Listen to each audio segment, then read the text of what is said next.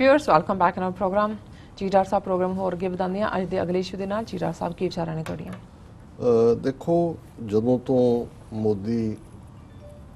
Power ਦੇ ਵਿੱਚ ਆਇਆ ਹੈ ਆਰਐਸਐਸ ਦੀ ਸਰਕਾਰ ਬਣੀ ਹੈ ਬੀਜੇਪੀ ਦੇ ਨਾਂ ਥੱਲੇ ਜੀ ਜਿੱਥੇ ਮੁਸਲਮਾਨਾਂ ਦਲਿਤਾਂ ਔਰ ਈਸਾਈਆਂ ਦੇ ਨਾਲ ਹਰ ਪਾਸੇ ਧੱਕਾ ਹੋ ਰਿਹਾ ਹੈ ਉੱਥੇ ਕੁਝ ਖਬਰਾਂ ਜਿਹੜੀਆਂ ਪਹਿਲੇ ਪੀਰੀਅਡ ਦੇ ਵਿੱਚ ਦਬ ਜਾਂਦੀਆਂ ਸੀ ਸੋਸ਼ਲ ਮੀਡੀਆ ਰਾਹੀਂ ਹੁਣ ਬਾਹਰ ਵੀ ਆ ਜਾਂਦੀਆਂ ਤੇ ਜਿਹੜੀ ਚੀਜ਼ ਸੋਸ਼ਲ ਮੀਡੀਆ ਤੇ ਆਂਦੀ ਹੈ ਫਿਰ ਉਹਨਾਂ ਦੇ ਚੈਨਲਾਂ ਦੀ ਵੀ ਇਹ ਮਜਬੂਰੀ ਬਣ ਜਾਂਦੀ ਹੈ ਜੀ ਭਾਵੇਂ ਵੱਖਰੀ ਗੱਲ ਹੈ ਵੀ ਕੁਝ ਦੇਰ ਬਾਅਦ ਉਹ ਜਿਹੜੀ ਹੈ ਉਹਨਾਂ ਦੇ ਆਰਕਾਈਵ ਚੋਂ ਗਾਇਬ ਕਰ ਦਿੱਤੀ ਜਾਂਦੀ ਹੈ ਖਬਰ ਲੇਕਿਨ ਅਸੀਂ ਪਿਛਲੇ ਪੀਰੀਅਡ 'ਚ ਜਿਵੇਂ ਜ਼ਿਕਰ ਕੀਤਾ ਕਿ ਕਿਵੇਂ ਪ੍ਰੈਜ਼ੀਡੈਂਟ ਭਾਰਤ ਦਾ ਮਿਸਟਰ ਕੋਵਿੰਦ ਉਹਨੂੰ ਪੁਸ਼ਕਰ ਮੰਦਰ 'ਚ ਨਹੀਂ ਵੜਨ ਦਿੱਤਾ ਪੌੜੀਆਂ ਦੇ ਉੱਤੋਂ ਹੀ ਭਜਾ ਦਿੱਤਾ ਹੈ ਜੀ ਉਹਨਾਂ ਦੀ ਵਾਈਫ ਵੀ ਨਾਲ ਸੀ ਜਗਨਨਾਥਪੁਰੀ ਦੇ ਵਿੱਚ ਜਿਹੜੇ ਉਹਨਾਂ ਦੇ ਪਾਂਡੇ ਸੀ ਉਹਨਾਂ ਨੇ ਧੱਕੇ ਮਾਰ ਕੇ ਦੋਨਾਂ ਨੂੰ ਉਹਨਾਂ ਦਾ ਰਸਤਾ ਰੋਕ ਲਿਆ ਚੰਬੜ ਗਿਆ ਉਹਦੇ ਸਰੀਰ ਨੂੰ ਔਰ ਉਹਨੂੰ ਈਵਨ ਰਾਸ਼ਟਰਪਤੀ ਭਵਨ ਨੇ ਬਾਅਦ ਦੇ ਵਿੱਚ ਆਫੀਸ਼ੀਅਲ ਪ੍ਰੋਟੈਸਟ ਕੀਤਾ ਉੱਥੇ ਵੀ ਉਹਨਾਂ ਨੂੰ ਨਹੀਂ ਵੜਨ ਦਿੱਤਾ ਫਿਰ ਹੁਣ ਅੱਜ ਇੱਕ ਖਬਰ ਜਿਹੜੀ ਕਿ ਸਾਰੇ ਮੀਡੀਆ 'ਚ ਹੈ ਕਿ ਜੀ ਕੇਰਲਾ ਦੇ ਫਲਾਹ ਮੰਦਰ 'ਚ ਕੋਰਟ ਨੇ ਕਿਹਾ ਕਿ ਜੀ ਦਲਿਤ ਜਾ ਸਕਦੇ ਨੇ ਸੋ ਉਹ ਖੁੱਲ ਰਿਹਾ ਲੇਕਿਨ ਅਜੇ ਵੀ ਉਹ ਖਬਰਾਂ ਜਿਵੇਂ ਪਿਛਲੇ ਦਿਨਾਂ ਦੀ ਇਹ ਖਬਰ ਆਈ ਕੁਝ ਥਾਵਾਂ ਤੇ ਹੁਣ ਯੂਪੀ ਦੀ ਗੱਲ ਜਿੱਥੇ ਯੂਪੀ ਦੇ ਵਿੱਚ ਇੱਕ ਭਗਵਾ ਕੱਪੜਿਆਂ ਵਾਲਾ ਕਾਤਲ ਮਰਡਰਰ ਸ਼ਕਲ ਵਾਲਾ ਵੀ ਔਰ ਕਰਤੂਤ ਵੱਲੋਂ ਵੀ ਕਿੰਨੇ ਕੇਸ ਜਿਹੜੇ ਨੇ ਇਸ ਕਿਸਮ ਦੇ ਵਾਇਲੈਂਸ ਦੇ ਹਿੰਸਾ ਦੇ ਅਗਜ਼ਨੀ ਦੇ ਇਸ ਦੇ ਉੱਤੇ ਨੇ ਆਦਿੱਤਿਆਨਾਥ ਯੋਗੀ ਤੇ ਪਰ ਉਹਦੀ ਸਟੇਟ 'ਚ ਕੀ ਹੋ ਰਿਹਾ ਪਿਛਲੇ ਦਿਨਾਂ 'ਚ ਅਸੀਂ ਜ਼ਿਕਰ ਕੀਤਾ ਸੀ ਕਿ ਕਿੰਨੇ ਹਜ਼ਾਰ ਫੇਕ ਐਨਕਾਊਂਟਰ ਉਹਨੇ ਕੀਤੇ ਨੇ ਯੂਪੀ ਦੇ ਵਿੱਚ ਔਰ ਈਵਨ ਜੇਲ੍ਹਾਂ ਜੋ ਕੱਢ ਕੇ ਜਿਵੇਂ ਬਜਰੰਗੀ ਭਾਈ ਉਹਦੀ ਘਰਵਾਲੀ ਜਿਹੜੀ ਹੈ 2 ਦਿਨ ਪਹਿਲਾਂ ਪ੍ਰੈਸ ਕਾਨਫਰੰਸ ਕਰਕੇ ਕਹਿ ਰਹੀ ਹੈ ਕਿ ਮੇਰਾ ਘਰਵਾਲਾ ਜੇਲ੍ਹ 'ਚ ਇਹਨੂੰ ਮਾਰ ਦੇਣਾ ਇਹਨੇ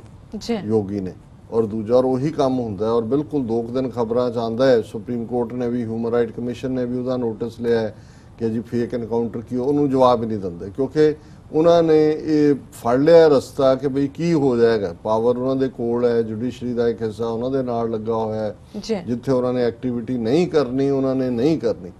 ਔਰ ਲੇਕਿਨ ਫਿਰ ਵੀ ਕੁਛ ਨਾ ਕੋਈ ਖਬਰ ਇਹ ਬਹੁਤਿਆਂ ਨੂੰ ਸ਼ਾਇਦ ਇੱਥੇ ਇਹ ਲੱਗਿਆ ਵੀ ਅੱਜ ਵੀ ਯੂਪੀ ਦੇ ਵਿੱਚ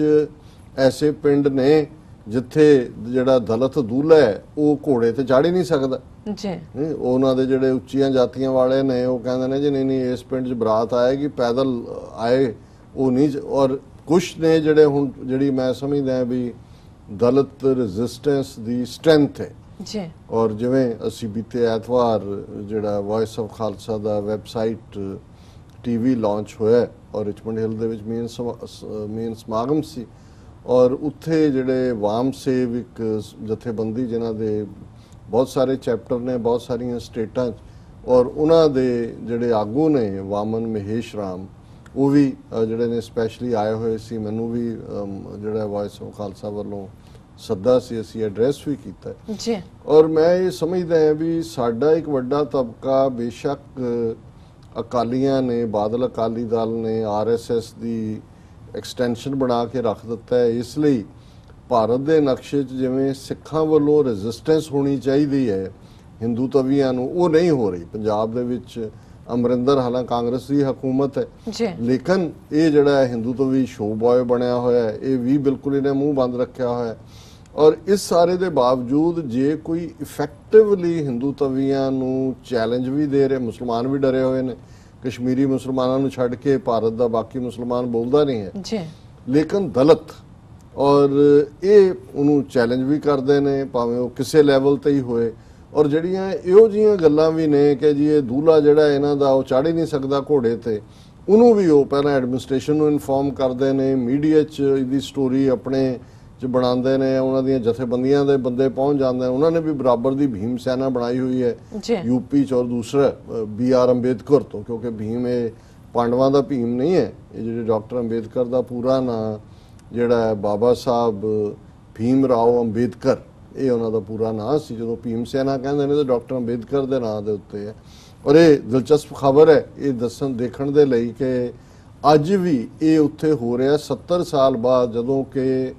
ਕੋਈ ਵੀ ਡਿਸਕ੍ਰਿਮੀਨੇਸ਼ਨ ਅਗੇਂਸਟ ਦਾ ਲਾਅ ਹੈ ਲੇਕਿਨ ਜਿਹੜਾ ਸ਼ਡਿਊਲ ਕਾਸਟ ਕਮਿਸ਼ਨ ਹੈ ਜਿਹਦੇ ਸਾਹਮਣੇ ਰਿਪੋਰਟਿੰਗ ਹੁੰਦੀ ਹੈ। 40,000 ਘਟਨਾਵਾਂ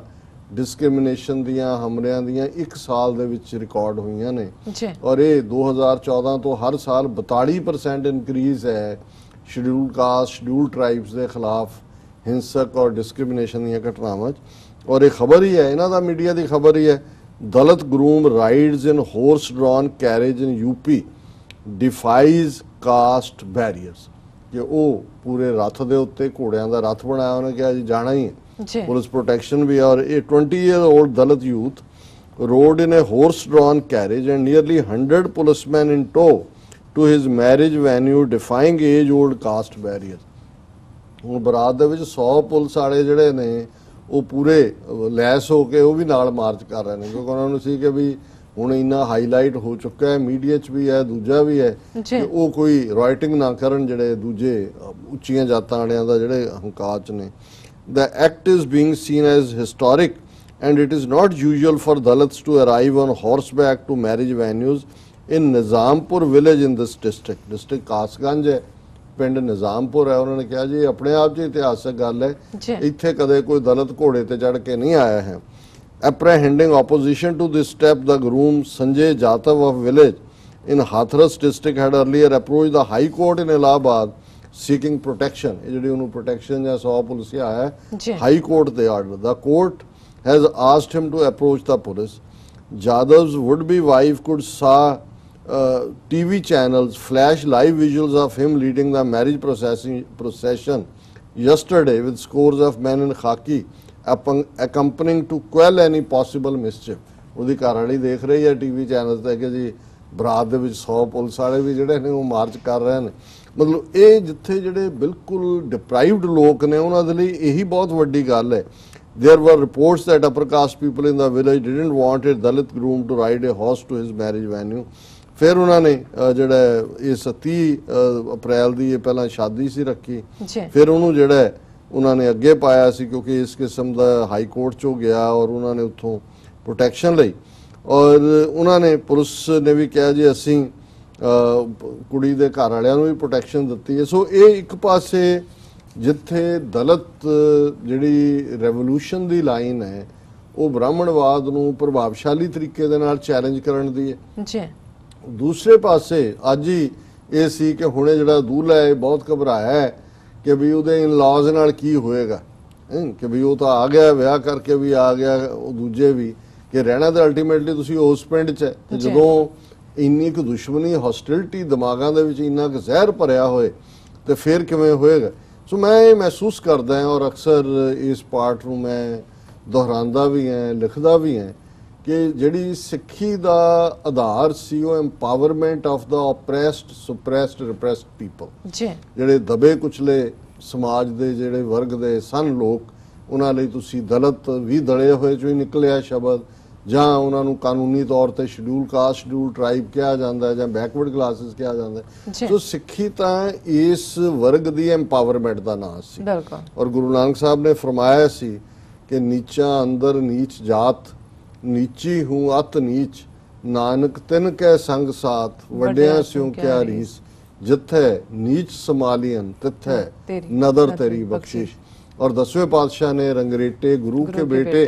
और ये फरमा के कि इन गरीब सिखन को देव पातशाही ये याद रखें हमारी गुरियाई। सो ਜ਼ਾਹਰ है भी ਜਦੋਂ ਅਸੀਂ ਡਿਵੀਏਟ ਹੋਏ, ਸਾਡੇ ਮਨ ਦੇ ਵਿੱਚ ਬ੍ਰਾਹਮਣਵਾਦ ਹੋਰ ਡੂੰਘਾ ਉਤਰਦਾ ਚਲਾ ਗਿਆ, ਅਸੀਂ ਗੁਰੂਆਂ ਦੇ ਸਿਧਾਂਤ ਵੱਲ ਪਿੱਠ ਕੀਤੀ, ਨਤੀਜੇ ਦੇ ਤੌਰ ਤੇ ਇਹੀ ਵਰਗ ਜਿਹੜੇ ਅੱਜ ਆਪਣੇ ਤੌਰ ਤੇ ਲੜਾਈ ਲੜ ਰਹੇ ਨੇ, ਇਹੀ ਖਾਲਸਾ ਮੰਡਲ 'ਚ ਜੇ ਅਸੀਂ ਗਲ ਨਾਲ ਲਾਇਆ ਹੁੰਦਾ 5 ਕਕਾਰੀ ਰੂਪ ਜਿਹਦੇ ਕੋਲ 3 ਫੁੱਟੀ ਕਿਰਪਾਨ ਹੈ, ਜਿਹੜਾ ਲੜਨਾ ਜਾਣਦਾ, ਫਿਰ ਕਿਹੜਾ ਉਹਦੇ ਸਾਹਮਣੇ ਖਲੋਂਦਾ। ਔਰ ਜਿਹੜਾ ਅੱਜ ਅਸੀਂ ਗਿਣਤੀ ਦਾ ਕ੍ਰਾਈਸਿਸ ਸਫਰ ਕਰ ਰਹੇ ਹਾਂ, ਕ੍ਰਾਈਸਿਸ ਆਫ ਨੰਬਰਸ, ਇਹ ਵੀ ਨਾ ਹੁੰਦਾ। ਔਰ ਸੱਚਮੁੱਚ ਜਿਹੜੀ ਸਿੱਖੀ ਹੈ ਉਹ ਇੱਕ ਸਿਰੇ ਤੋਂ ਦੂਸਰੇ ਸਿਰੇ ਤੱਕ ਸਾਊਥ ਏਸ਼ੀਆ ਦੇ ਹੁੰਦੀ, ਅੱਜ ਲੈ ਦੇ ਕਿ ਅਸੀਂ ਜਾਂ ਪੰਜਾਬੀ ਮੂਲ ਦੇ ਸਿੱਖ ਹੈ ਜਾਂ ਕਸ਼ਮੀਰੀ ਤੇ ਜਾਂ ਅਫਗਾਨ ਮੂਲ ਦੇ। ਬਾਕੀ ਜੇ ਅਸੀਂ ਦੇਖੀਏ ਥੋੜੇ ਬਹੁਤ ਦੱਖਣੀ ਸਿੱਖ ਜਿਹੜੇ ਨੇ ਤਖਤ ਸ੍ਰੀ ਹਜ਼ੂਰ ਸਾਹਿਬ ਉੱਥੇ ਹੋਣ ਕਰਕੇ, ਪਰ ਕੁੱਲ ਮਿਲਾ ਕੇ ਇਹ ਭਾਰਤ ਦਾ ਸਾਰਾ ਹੀ ਉਹ ਦਲਿਤ ਵਰਗ ਹੋਏ, ਆਦੀਵਾਸੀ ਵਰਗ ਹੋਏ, ਸੋ ਕਾਲਡ ਬੈਕਵਰਡ ਕਲਾਸਿਸ ਹੋਣ, ਅਦਰ ਬੈਕਵਰਡ ਕਲਾਸਿਸ ਹੋਣ, ਇਹ ਸਾਰੇ ਹੀ ਖਾਲਸੇ ਨਾਲ ਨੂੰ ਬਿਲੋਂਗ ਕਰਦੇ ਨੇ, ਜੀ ਸਿੱਖ ਨੂੰ ਧਰਮ ਨੂੰ ਬਿਲੋਂਗ ਕਰਦੇ ਨੇ, ਕਿਉਂਕਿ ਬੇਸਿਕ ਫਾਊਂਡੇਸ਼ਨਸ ਦੇ ਵਿੱਚ ਔਰ ਗੁਰੂ ਗ੍ਰੰਥ ਸਾਹਿਬ ਦੇ ਰੂਪ ਚ ਗੁਰੂ ਸਾਹਿਬਾਨ ਔਰ ਇਹ ਜਿਹੜੀ ਇੱਕ ਮਿਕਤਾ ਹੈ ਭਗਤ ਜਨਾਂ ਦੀ। ਲੇਕਿਨ ਸਾਡੀ ਜਿਹੜੀ ਸਾਡੇ ਵਿੱਚੋਂ ਮੰਨੂ ਦਾ ਨਾ ਮਰਨਾ ਹੈ, ਉਹਦਾ ਨਤੀਜਾ ਹੈ ਕਿ ਅਸੀਂ ਇੱਕ ਖਿੱਤੇ ਦੇ ਵਿੱਚ ਔਰ ਉੱਥੇ ਵੀ ਅਸੀਂ ਕਿਵੇਂ ਆਪਣੇ ਬਿਲਕੁਲ ਆਈਸੋਲੇਟ ਹੋ ਕੇ ਸਾਡੇ 'ਚ ਕਿੰਨੇ ਫਿਰਕੇ ਖੜੇ ਕਰ ਦਿੱਤੇ ਨੇ, ਕਿਵੇਂ ਉਹਨਾਂ ਨੂੰ ਜਿਹੜਾ ਮੀਡੀਆ ਔਰ ਏਜੰਸੀਆਂ ਔਰ ਉਹਨਾਂ ਦਾ ਨੈਟਵਰਕ ਜਿਹੜਾ ਉਹ ਪਾਵਰਫੁਲ ਬਣਾ ਰਿਹਾ ਹੈ, ਔਰ ਅਸੀਂ ਜਿਹੜੀ ਹੈ ਆਪਣੀ ਸਰਵਾਈਵਲ ਦੀ ਲੜਾਈ ਦੇ ਵਿੱਚ ਹੀ ਉਲਝੇ ਹੋਏ ਹਾਂ। ਔਰ ਇਹ ਗੁਰੂਆਂ ਦੇ ਇਸ ਆਸ਼ੇ ਵੱਲ ਪਿੱਠ ਕਰਨ ਦੀ ਬਦੌਲਤ। ਜੀ ਡਾਕਟਰ ਸਾਹਿਬ ਬਿਲਕੁਲ ਇੱਥੇ ਲੈਣਾ ਬ੍ਰੇਕ ਪਹਿਲਾਂ ਅਸੀਂ ਪ੍ਰਦਰਸ਼ਕਾਂ ਦੇ ਸਰੋਤਿਆਂ ਫਿਰ ਦੁਬਾਰਾ ਅਪੀਲ ਤੇ ਬੇਨਤੀ ਕਰ ਦਈਏ। ਵਿਊਅਰਸ, ਜਿਸ ਤਰ੍ਹਾਂ ਕਿ ਤੁਸੀਂ ਜਾਣਦੇ ਹੋ ਕਿ ਟੀਵੀ 84 ਇੱਕ ਪੰਥਕ ਚੈਨਲ ਹੈ। ਟੀਵੀ 84 ਸਿੱਖਾਂ, ਕਸ਼ਮੀਰੀਆਂ ਦੇ ਭਾਰਤੀਆਂ ਨੌਰਥ ਈਸਟ ਸਟੇਟਾਂ ਦੇ ਲੋਕਾਂ ਦੇ ਸਵੈ ਨਿਰਣੇ ਦੇ ਹੱਕਾਂ ਦਾ ਹਾਮੀ ਹੈ। ਅਸੀਂ ਚਾਹਾਂਗੇ ਕਿ ਤੁਸੀਂ ਟੀਵੀ 84 ਦੀ ਵੱਧ ਤੋਂ ਵੱਧ ਮਾਈਕ ਸਹਾਇਤਾ ਕਰੋ। ਤੁਸੀਂ ਆਪਣੀ ਮਾਈਕ ਸਹਾਇਤਾ ਸਾਡੀ ਵੈਬਸਾਈਟ tv84.tv ਤੇ ਜਾ ਕੇ ਪੇਪਲ ਦੀ ਵਰਤੋਂ ਕਰਕੇ ਵਨ ਟਾਈਮ ਡੋਨੇਟ ਕਰ ਸਕਦੇ ਹੋ, ਮੰਥਲੀ ਡੋਨੇਟ ਵੀ ਕਰ ਸਕਦੇ ਹੋ। ਤੁਸੀਂ ਟੀਵੀ 84 ਦੇ ਨਾਮ ਤੇ ਚੈੱਕ ਬਣਾ ਕੇ ਸਾਨੂੰ ਮੇਲ ਵੀ ਕਰ ਸਕਦੇ ਹੋ ਸਾਡੇ ਇਸ ਪਤੇ ਤੇ 36-0137 ਲੌਂਗ ਆਈਲੈਂਡ ਸਿਟੀ, ਨਿਊਯਾਰਕ 11101 USA, ਜਾਂ ਫਿਰ ਤੁਸੀਂ ਸਾਨੂੰ ਫੋਨ ਰਾਹੀਂ ਵੀ ਸੰਪਰਕ ਕਰ ਸਕਦੇ ਸਾਡੇ ਫੋਨ ਨੰਬਰ ਤੇ 5164060694। Thank you so much viewers. ਤੁਸੀਂ ਨਾਲ ਇਸ ਤਰ੍ਹਾਂ ਬਣੇ ਰਹਿਣਾ। ਮਿਲਦੇ ਹਾਂ ਛੋਟੇ ਜਿਹੇ ਵਕਤ ਬਾਅਦ।